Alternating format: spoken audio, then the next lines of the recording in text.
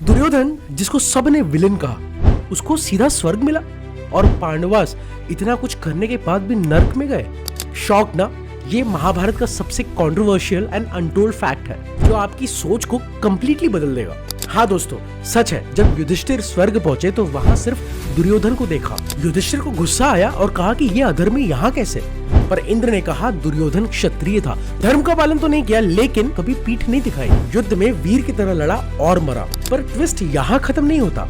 अब सुनो वो बातें जो किसी ने नहीं बताई। फैक्ट 1, दुर्योधन की लॉयल्टी। दुर्योधन ने अपने 99 भाइयों को मरते हुए देखा, कर्ण, दुशासन, शकुनी सबको खो दिया, पर एक बार भी अपने साइड से पीछे नहीं हटा। आजकल के जमाने में 5 मिनट की दोस्ती के लिए लोग धोखा दे देते हैं। फैक्ट 2, उसने अपनों से कभी झूठ नहीं बोला। हाँ, गलत तो था ही, पर अपनों के साथ सच्चा था। अब थर्ड फैक्ट सुनो। युधिष्ठिर ने जब दुर्योधन को हेवन में देखा तो उसने मना कर दिया कि जिस जगह पर दुर्योधन यानी कि मेरा दुश्मन है, मैं वहां नहीं रहूंगा।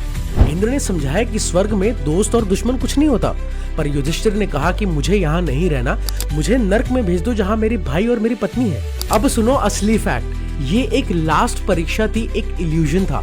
यमराज और इंद्र ने एक लास्ट परीक्षा लेने के लिए युधिष्ठिर की एक इल्यूजन क्रिएट किया जिसमें उसके सारे भाइयों को नर्क में दिखाया और दुर्योधन को हेवन में दिखाया, सिर्फ चेक करने के लिए कि अपनों के लिए युधिष्ठिर अब भी खड़ा रहता है या फिर दुर्योधन के साथ हेवन में रहने के लिए रेडी हो जाता है। लेकिन as usual, as always, Yudhishthir ने ये परीक्षा भी, लास्ट परीक्षा भी जीत ली और इंद्र और यम ने इस इल्यूजन को क्लियर किया और सारे भाइयों को और द्रौपदी को स्वर्ग में दिखाया। और यही लेसन आज हम भूल गए हैं। देखो, अपनी लाइफ में ना बॉस ने कुछ गलत किया, हम चुप रहते हैं। अपने दोस्त, अपने कलीग का क्रेडिट किसी ने चुरा लिया, हम साइलेंट है। क्यों? क्योंकि हमको स्मार्ट दिखना है। दुर्योधन गलत तो हर एंगल से था लेकिन ऑनेस्ट था अपनों के साथ। दुर्योधन ने 99 ब्रदर्स को खो दिया लेकिन लॉयल्टी से पीछे नहीं हटा।